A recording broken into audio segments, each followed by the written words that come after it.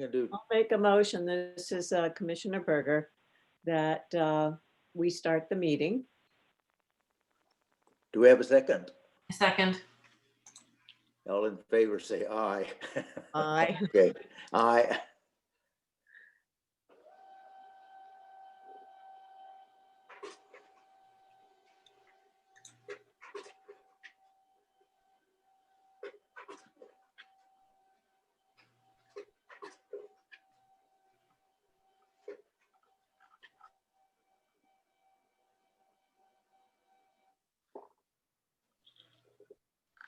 Okay.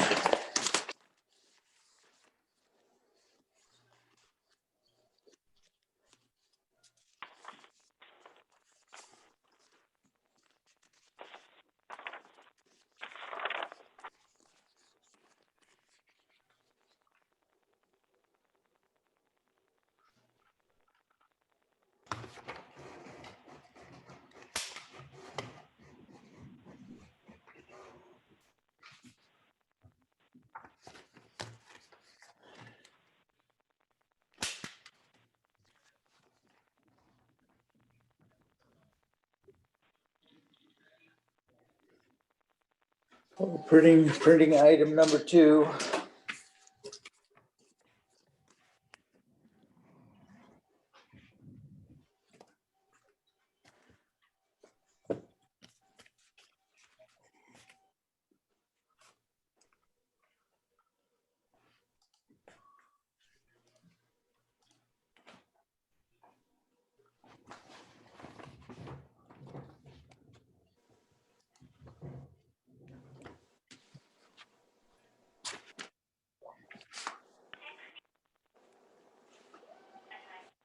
Here comes number 3. Jim, have we seen this application before? From, No, you have not. okay, that's good. I thought I would surely remember a street named September. I'm not making a joke. I'm just making a comment. He's not joining us on the email, is he? On the Zoom call, is he? No, the application that's on the agenda, they requested a continuation to the January meeting. Okay. Actually, your first item is approval of the minutes, but if you want to do that first, I will give you some information on the application that was before you. If you've all had the chance to take a look at it, if you have any comments, I will forward those on to the applicant, and hopefully they can incorporate those into their proposal. Okay. Let's see. Good. I was reading the email chain that you had sent earlier today about them postponing and being put on January's meeting. It Right. almost looked as though they were kind of trying to change the plans completely, that they weren't sure how it was going to work now. Correct.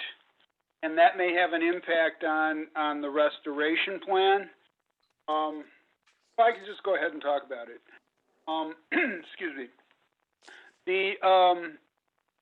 If you got the report that I sent, you'll note that there was a violation to the Conservancy that probably took place several years ago, before the current owner acquired the property. Looking through aerial photos, it looks like the Conservancy was converted to turf grass sometime between,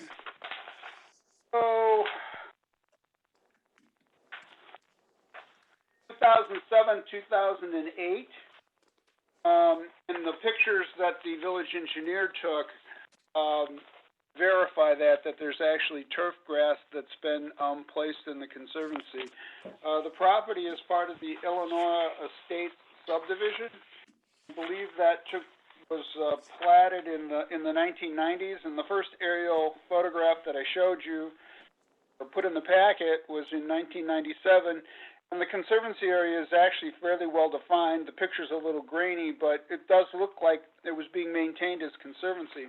It's also a wetland. The property owner has had issues, basement flooding twice, because of the low-lying area that's the Conservancy on his property.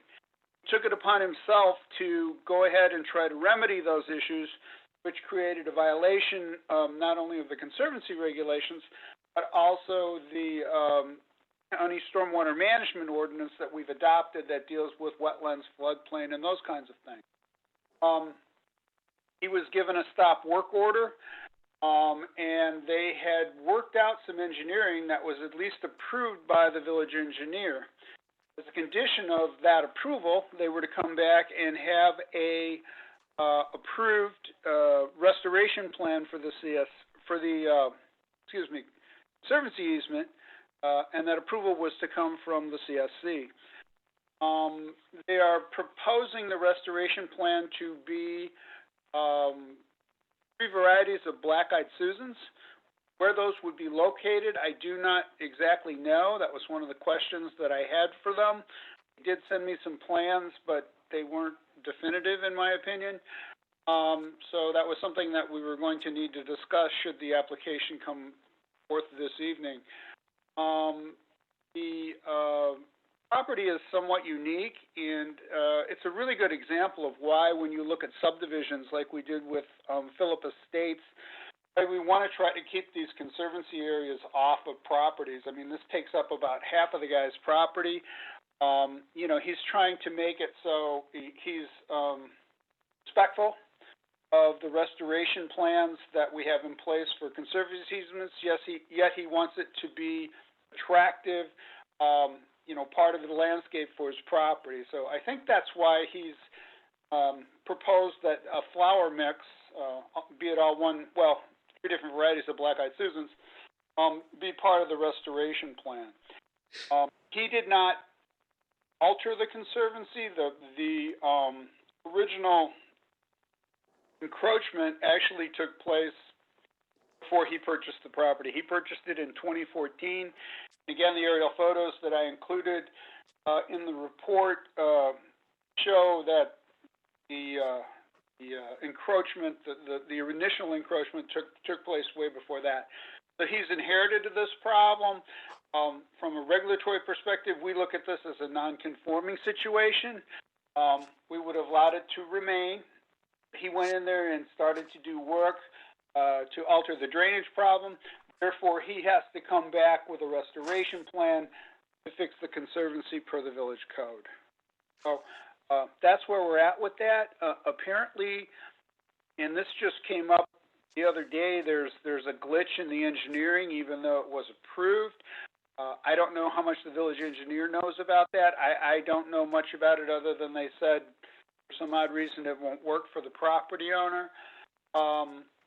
But again, that may have an impact on the restoration plan. It may be altered in some form. So they are hoping to come back next month with a revised engineering plan and a more defined restoration plan for the Conservancy easement. If you all have any comments regarding what they've proposed, I would be happy to forward those on to them, and hopefully they can incorporate them into the restoration plan. I looked up the plants in the flora and fauna of the Chicago region and then also the Missouri Botanic Gardens website. And the Rubidica hirta doesn't tolerate poorly drained wet soils. Interesting. The Subtomatosa is recommended for rain gardens. And the Triloba wants average, moist, well-drained soil. So I'm concerned that they haven't chosen well, and with so little variety, they're going to be inviting non-native plants to come in and to the area as well. I think if they were to have a wider variety of stuff that is going to be more tolerant of the moist, like you said, with the poor drainage there, if they had a wider variety of things. I can understand wanting flowers to beautify what they're seeing out their backyard. I completely agree with that, but I think that they should have more varieties of things to help, because if something doesn't do so well, you've got to have the other stuff that you want there to help cover that up and not allow, like Jeanette said, allow the, the non-native or the more nasty species that we don't want in the area in there. There are numerous places where you can get lists of plants that are appropriate for rain gardens. And I would think if the issue here is, having to do with drainage and things getting too wet, that would be a good place. Lake County's Stormwater District puts out a multi-page manual on how to put together a rain garden, and it also includes a list of plants.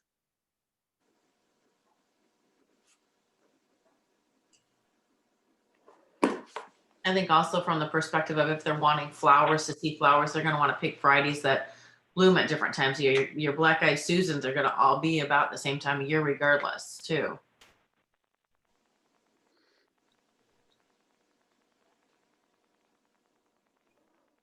Boys. How much, what kind of an area? I haven't found that on the drawings yet, but what kind of a square foot area is he planning to put these flowers in? That was one of the questions that I had too, Kelly, and I'm not exactly sure of the total area of the Conservancy easement on the property, other than it's a fairly large portion of that property. I had asked for a more detailed plan. They sent me engineering plans. So that is going to be one of the things that I am going to include with the comments that you all have, is that we have a more detailed plan as to exactly where each species is going to be placed in the Conservancy easement. Ellie, it represents roughly a third of the lot. Is it a 1 acre lot? Or more? No, I think it's bigger than that. I think it's closer to 2. Well, and you say one third of the lot would be in these flowers? I'm looking at it at Google Maps, and it runs a diagonal right through the property. It's almost like his house is squeezed off to the side to avoid, the Conservancy runs right through the middle of the property. And from the photo that I have, you've got the dark, like there is actually water there, standing water. Again, who knows when they took the picture. For the plat that I sent you, the gross lot area is 60,140 square feet. So 1.5 acres. Acre and a half, maybe. Yeah, sounds like it. 43,560 equal 1 acre. Yeah. And looking at this, the Conservancy portion is literally about half of that whole lot. It's big. Yeah. And it's wet? Yeah, it's wet. This is actually a protected wetland, so he has more issues than just Conservancy.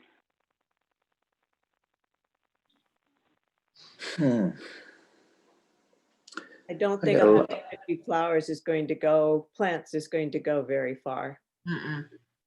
Yeah. I thought that too, but again, I don't know how they're distributed throughout the Conservancy. And what are they going to be doing with the rest? Are they going to keep the rest of it just grass then at that point, or? Grass would not specifically be allowed. Well, I know it's already grass though at this point, is what I'm saying.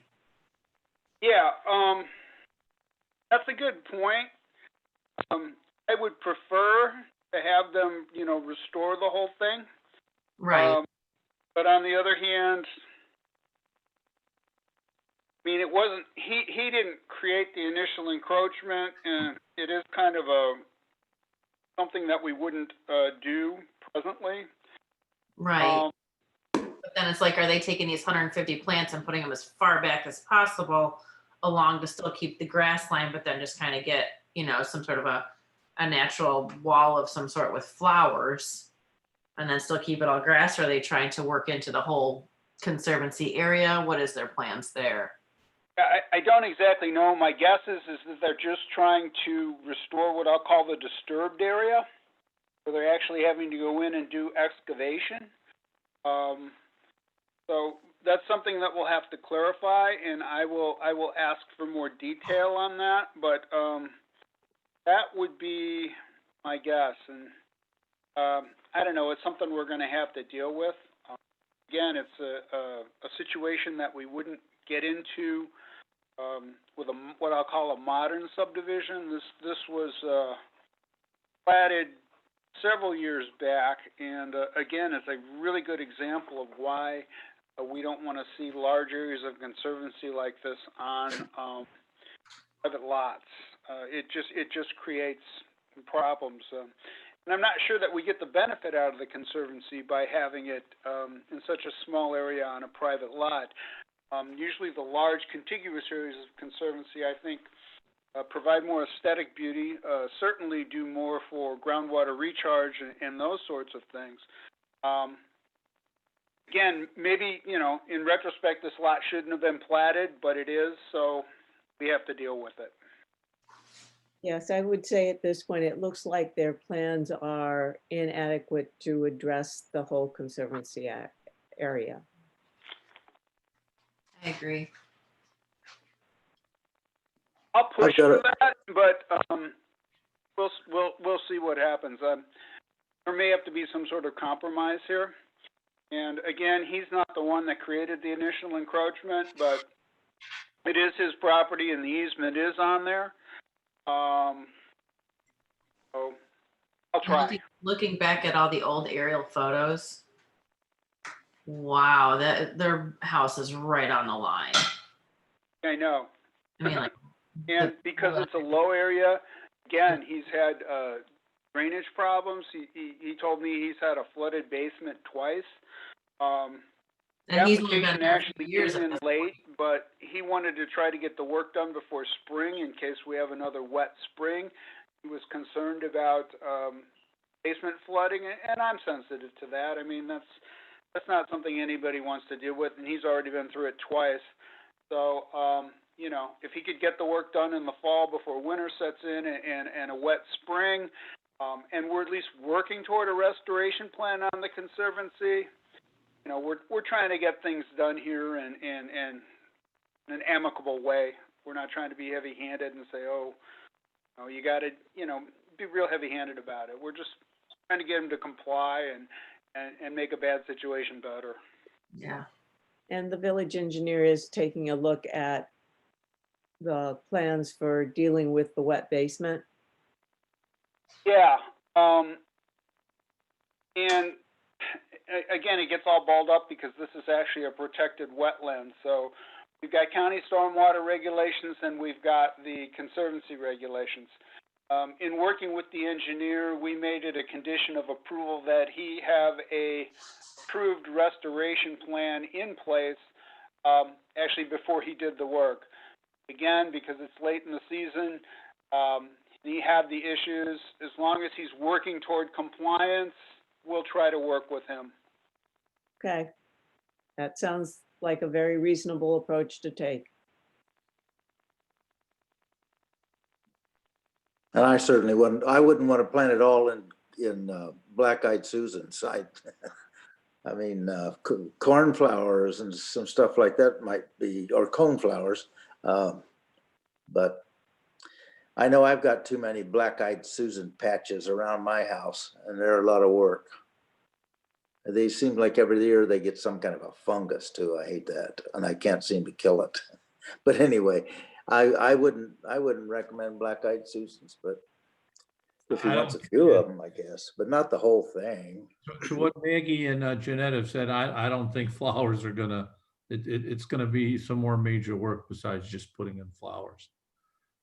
So a greater variety of flowers and things that are suited to a wet area.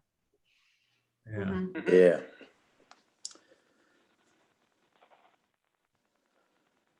Wow.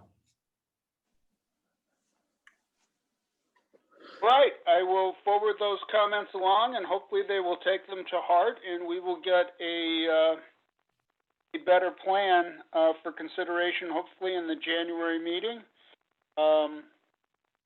Again, I don't know what the engineering situation is like, and it's going to have to be reviewed by our village engineer. But we're still about a month out, so hopefully we'll have something productive to talk about at that time. Do you know, has his neighbors experienced the flooding in the basements as well? Or is it just kind of where they are with the whole grade at their location? It's that location. I'm not aware of any other flooding problems with basements in that area. We did have an issue years back with the lot that's to the east, which is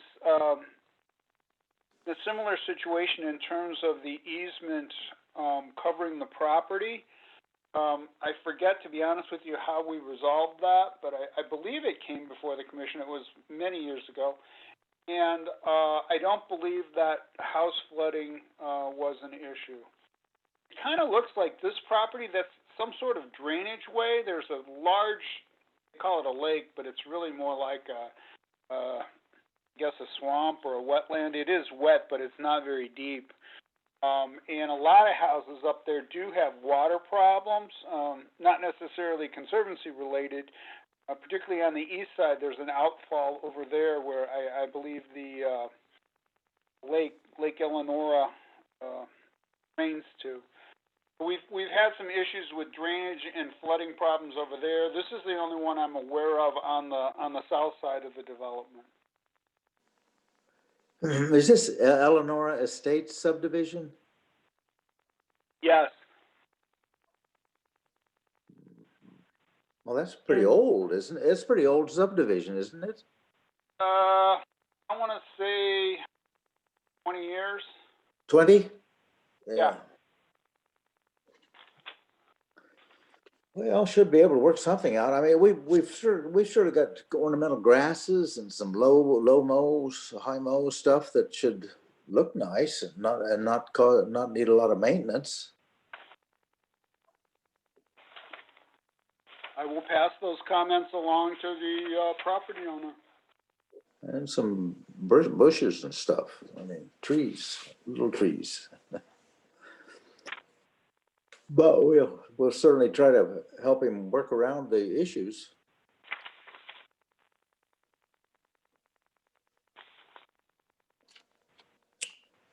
So you'll give him a response and he'll see us at the next meeting, maybe?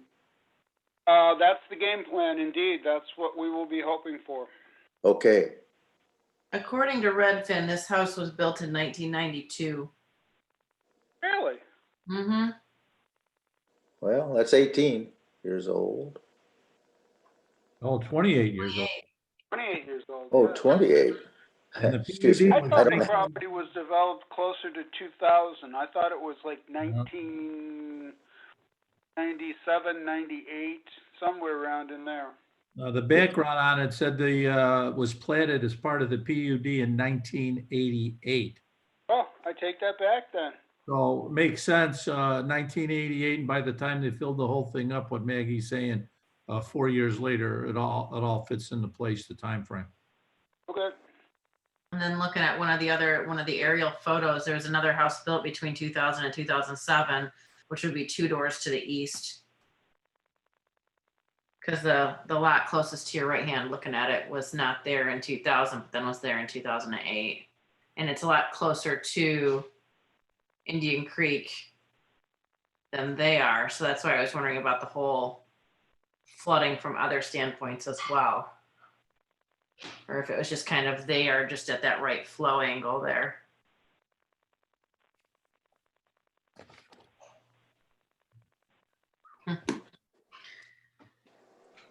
Well, hopefully we can find what they need to figure it out and fix their problems.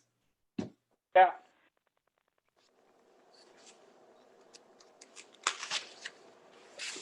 Jim, you mentioned approval of the minutes. I Yeah, we didn't can get do it. that now if you want. Hold on. I didn't get a copy of the minutes either. I don't think.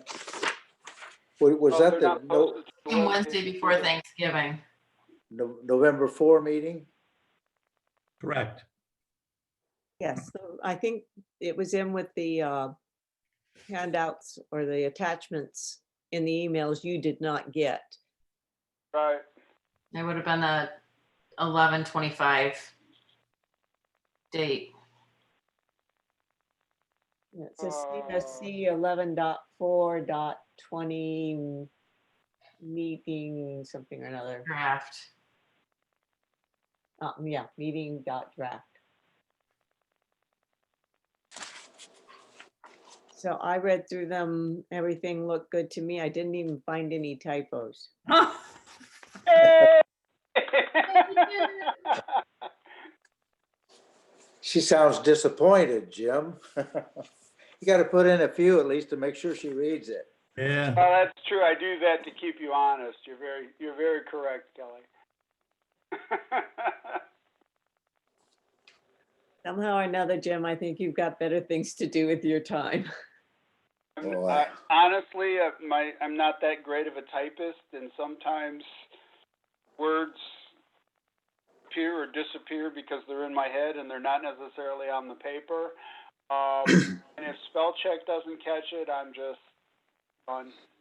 Well, and All- spell check all- sometimes gives you, I do want to make one point. Let's not make Jim mad about the minutes, because if he gets mad and doesn't want to write them anymore, one of us will have to do it.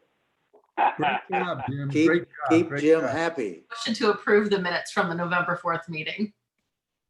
I will second. You. All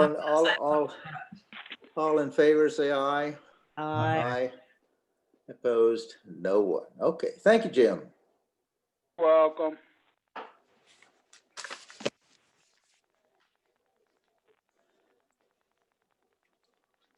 What on the agenda for today?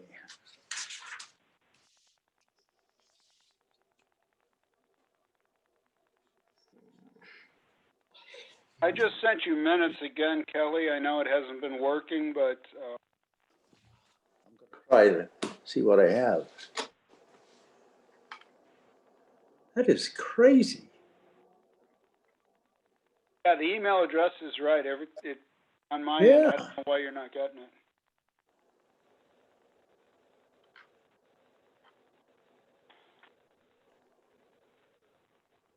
Well, I don't have it.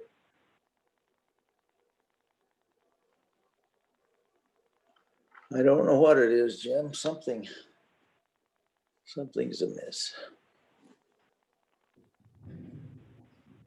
Did you refresh it again, Kelly? Oh, that's a good thought. Yeah, I will try that.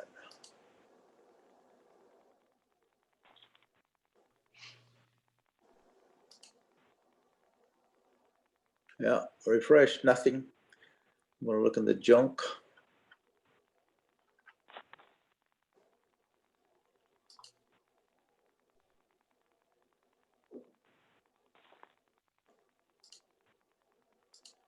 Didn't go to junk. Well, I don't know how we can, I'll have to find somebody to help me out with that because I don't know why it's not coming through, Jim. And When you had Microsoft help you, you didn't give them any credit card numbers or anything, did you? no. Okay, good.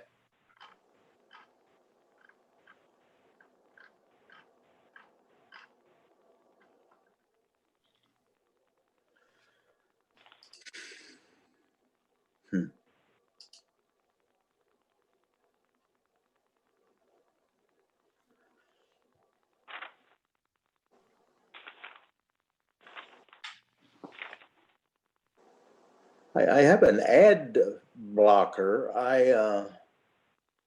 Guess I could turn that off.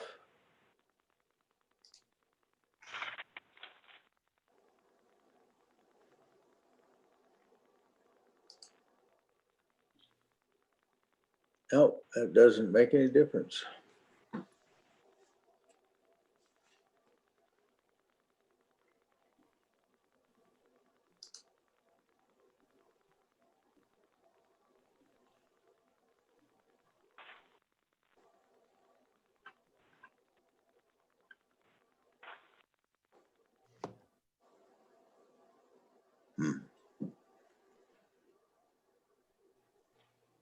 Yeah, I'll have to work on that. Sorry.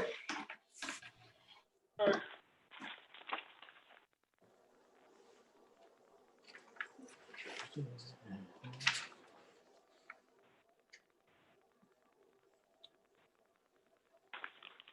Where are we at on our agenda? Other business.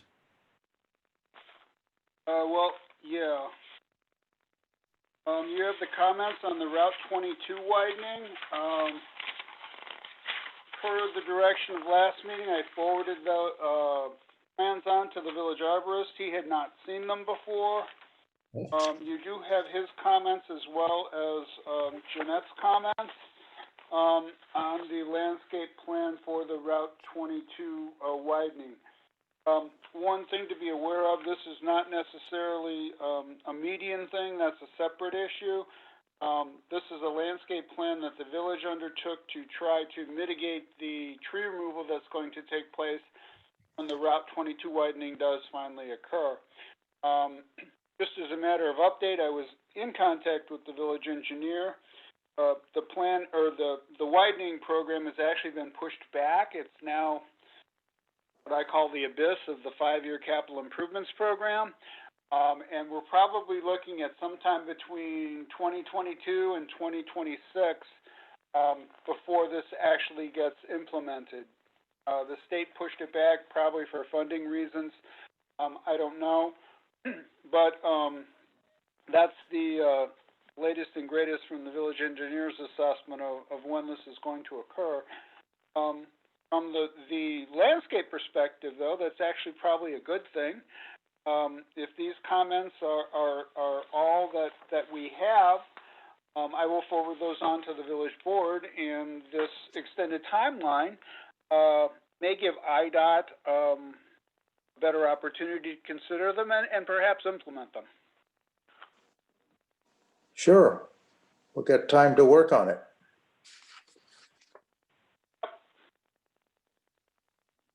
Does anybody have any comments on that? I did note that some species were noted, but there were no concerns. There was just an asterisk. That was what I received.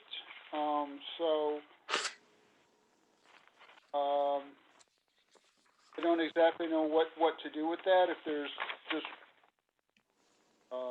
it's just noted as a species for some odd reason, or whether there's actual concerns with it. Where did you say there was a marking? Several species. If you look at the memo that I sent, for example, burrow, a concern was that it spreads to 60 to 80 feet. That may be too wide or median, but it may be an issue too with a planting along the edge of the right-of-way. For example, the ornamental trees hornbeam, there's 8 trees proposed. It was noted, but there were no concerns. All I had was just an asterisk that came through on that. And there were several species like that I noted. They were flagged, but there were no concerns listed with the species. So I was a little confused on that. Weren't a lot of them just the fact of the size for where they were talking of placing them? Yes, and particularly with the trees, that appeared to be a recurring concern, that Yeah. the spread was going to be very wide, and that was something that should be considered. Because I feel like that was the main problem, that and just the fact of the overcrowding of it all, I think was like what we really were addressing. And the line of sight visibility thing too. Right.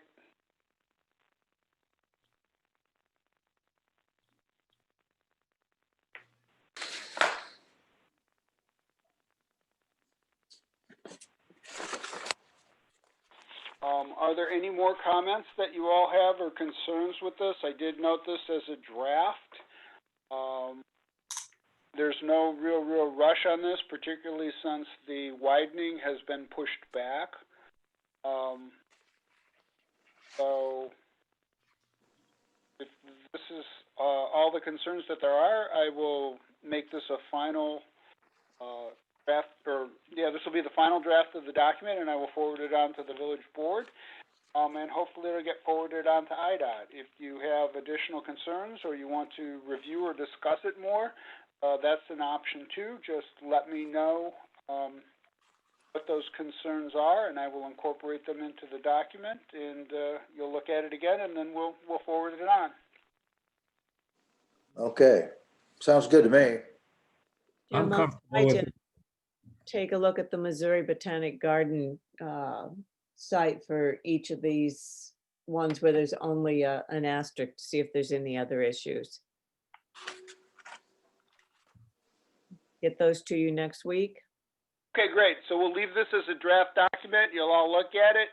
You'll let me know if you have any other concerns. I'll revise the draft, and then we'll look at it at the next meeting. Sounds good, Jim. All right? Thank you. That's great.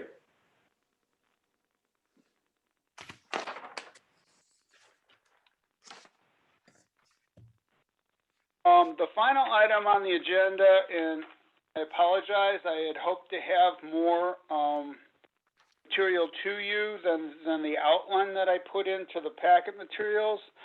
Item one that ultimately got continued came in late, and I was trying to accommodate them and get them on this agenda, plus the Plan Commission met last night, so I didn't get as far along on this item as I wanted to.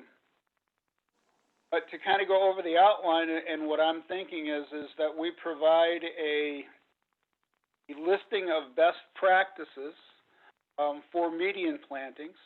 And the reason for that is number one, I think it outlines what we're thinking about and what we should be doing if we're going to undertake this.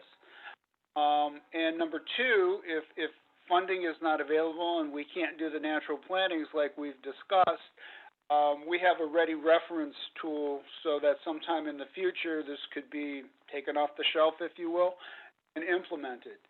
The third thing is by having these best practices and then refining the natural plantings like we talked about last time we met in the field with actual dollar numbers and species and those kinds of things, I still believe that's our best avenue to get any kind of funding from the village board.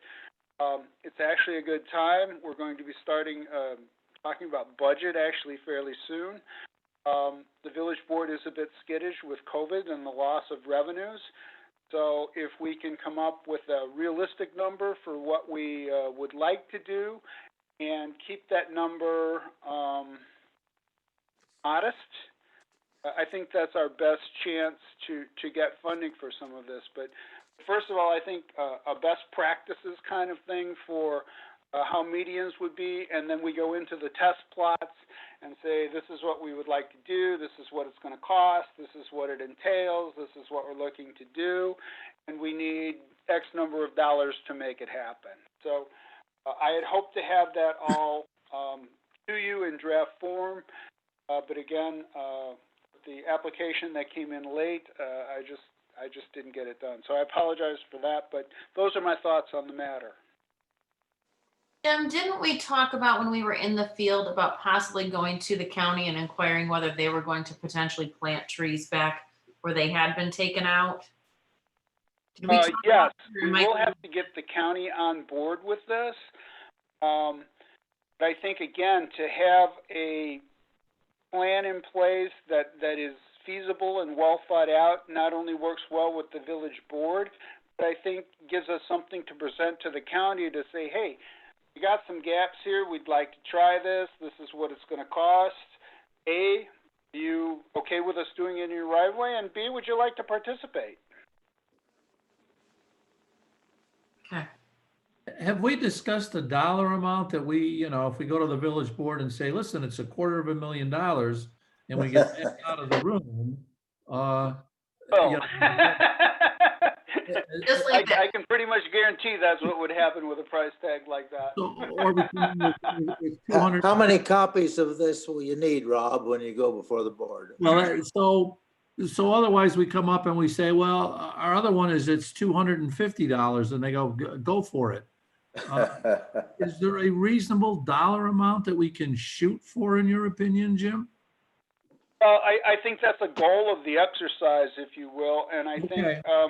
again, I'd hope to have this more firmed up so I had Okay. specific questions that I could say, this is what we need answers to. I mean, the exact type of species and the area where these are going to be put in, I did do some research on this. Now, those medians are actually quite narrow. Yes.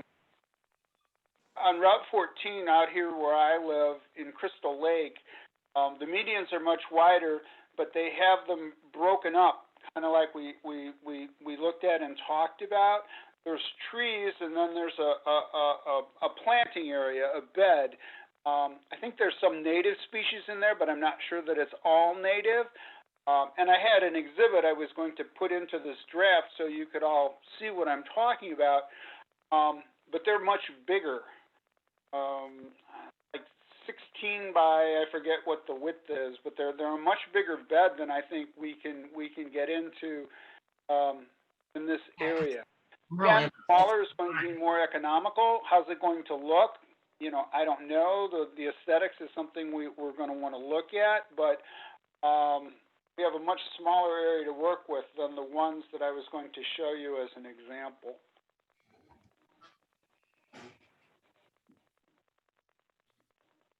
how many spots did we say we were going to try as a test? Was it just one, or were we going to try 2 of them or 3 of them? I don't remember. 2 was, I believe, what we discussed in the field, and I do have some photos of those. Again, I got started on this, and then I got waylaid with the application that came in.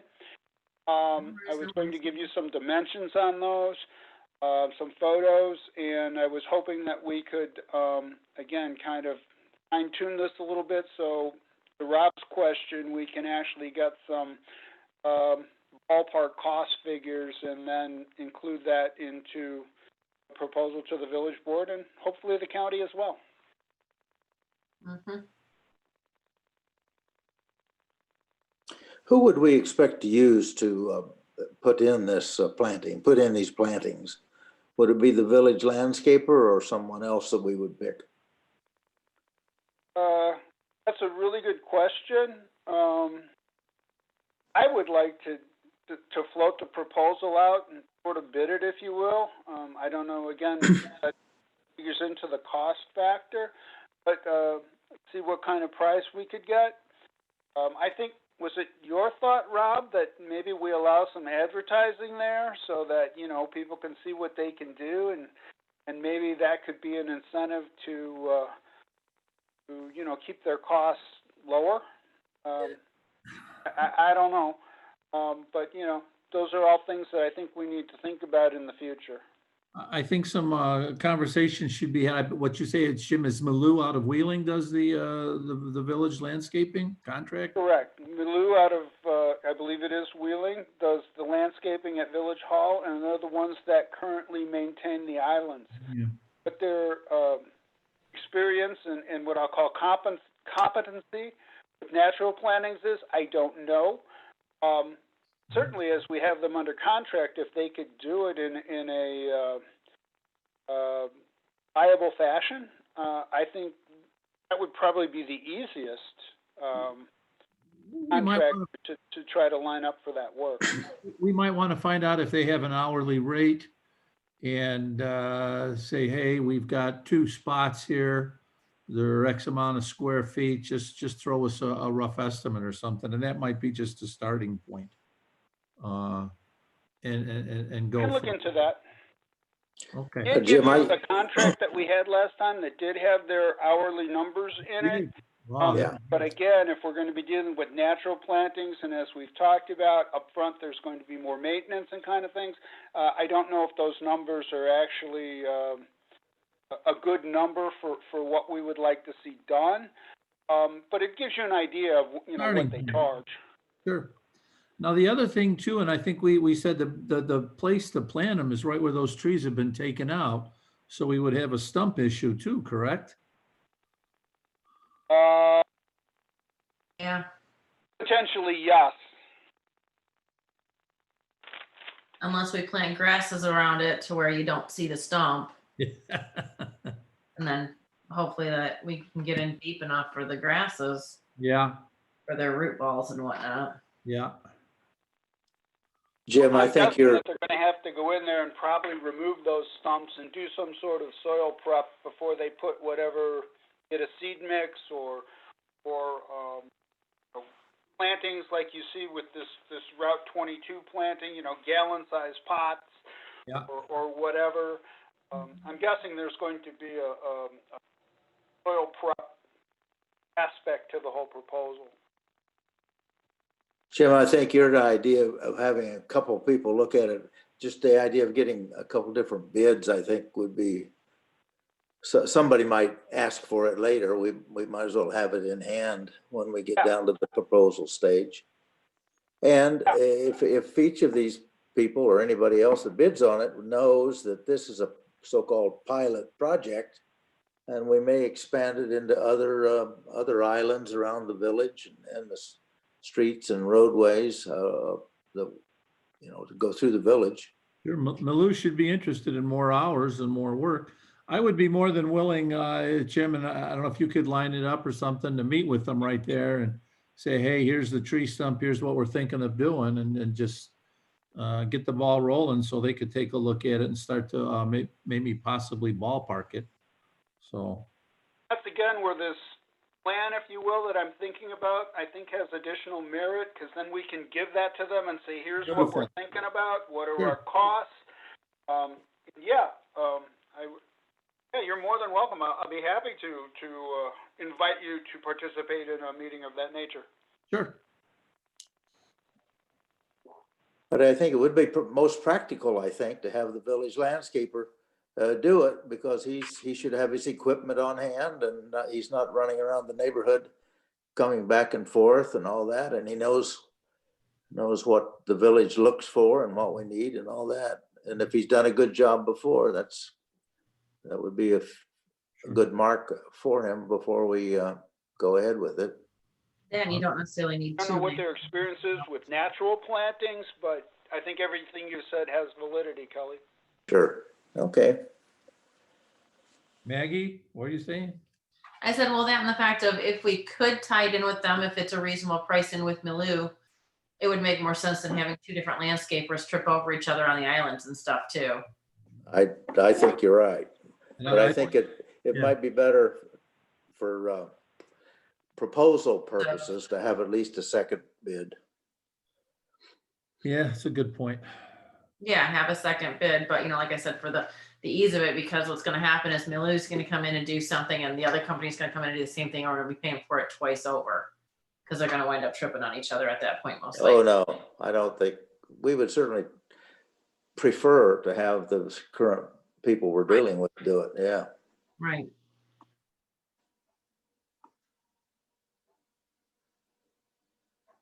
Okay, so I hope to have that all firmed up for you for your next meeting. And again, I apologize, but my schedule got shifted. It often happens. I couldn't recover on this one. No complaints. I think we've got plenty of time, but we're going into the winter stage now. Yeah, no, it's actually a really good time. We'll be coming into budget things, so if we have good numbers, Oh, yes, okay. perhaps it can be worked into the new budget. So Great. Again, it's a really good time to be thinking about this. Yeah, I think so. How many Well, different companies should we have put out bids, do you think, to give us a fair, like good numbers for the village? Usually 2 or 3. Okay.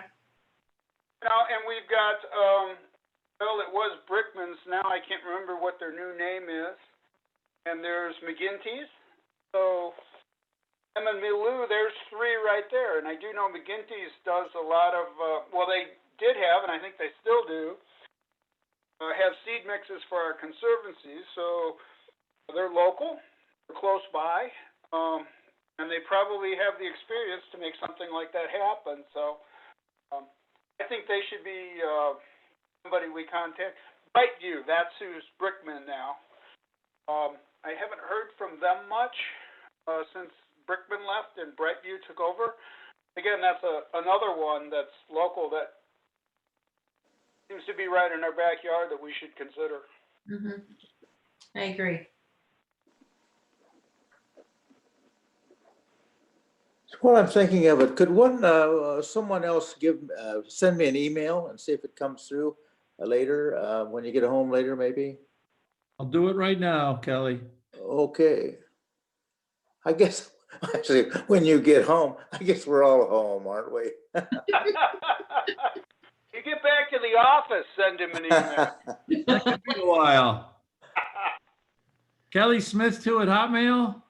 KC Smith, KC Smith, followed by the number 2 at hotmail.com. Yep.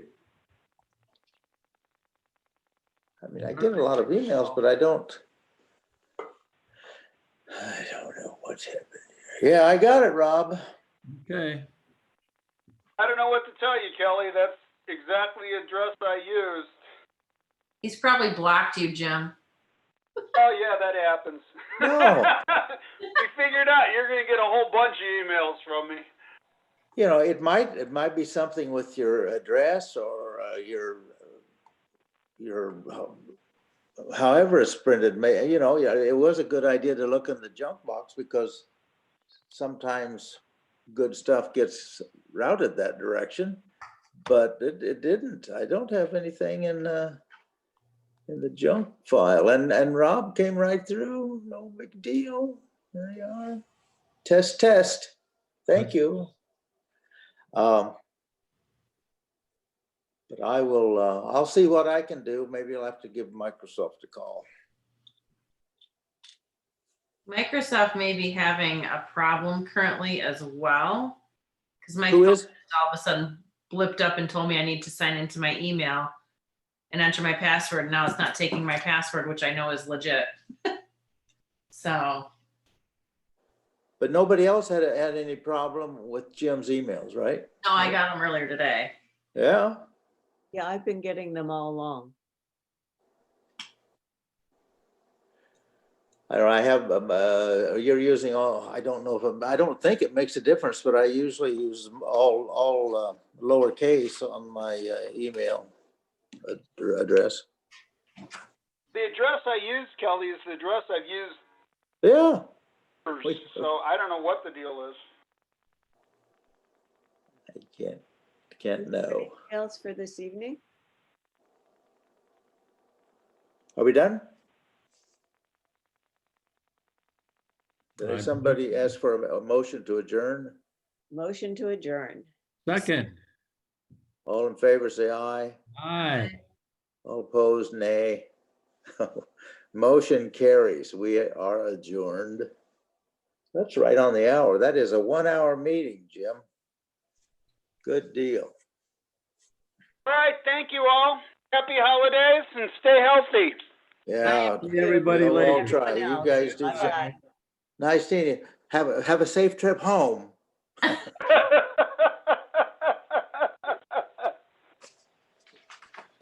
Bye. all. All righty, bye now.